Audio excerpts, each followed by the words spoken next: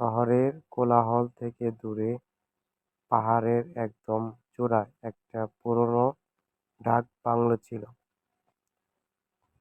স্থানীয়রা বলতো নীলকুঠি। কুঠির জানালাগুলো সবসময় বন্ধ থাকতো, কিন্তু মাঝরাতে নাকি ভেতর থেকে পিয়ানোর সুর শোনা যেত। অনিক পেশায় লেখক, রোমাঞ্চকর খোঁজে সে এক বর্ষার রাতে সেই নীলকুঠিতে আশ্রয় নিল। বাংলোর কেয়ারটেকার বৃদ্ধ রহমত আলী তাকে বারবার সতর্ক করেছিল, খোকাবাবু, রাত বাড়লে আয়নার দিকে তাকাবেন না। অনিক হেসেই উড়িয়ে দিল।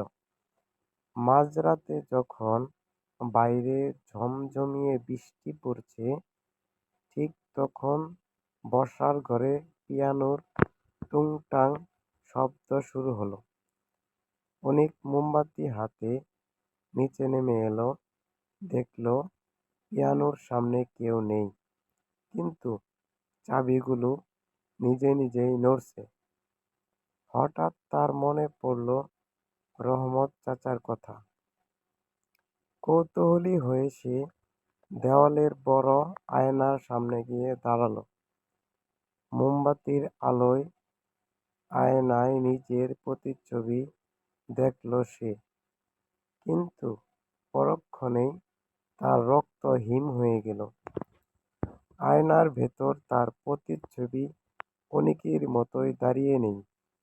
আয়নার অনিক পিয়ানোর দিকে তাকিয়ে স্কুর হাসছে, আর তার হাতে একটা ধারালো ছুরি। বাস্তব জগতের অনিক হাত নাড়ালেও আয়নার প্রতিচ্ছবি নড়ছে না। হঠাৎ আয়নার ভেতর সেই ছায়াটি আয়নার কাচের ওপর নখ দিয়ে আঁচড় কাটতে শুরু করলো। খসখসে শব্দে পুরো ঘরে ভরে গেল। অনিক দেখল আয়নার কাচটা ধীরে ধীরে তরল হয়ে যাচ্ছে, আর সেই ছায়াটা বাইরে বেরিয়ে আসার চেষ্টা করছে।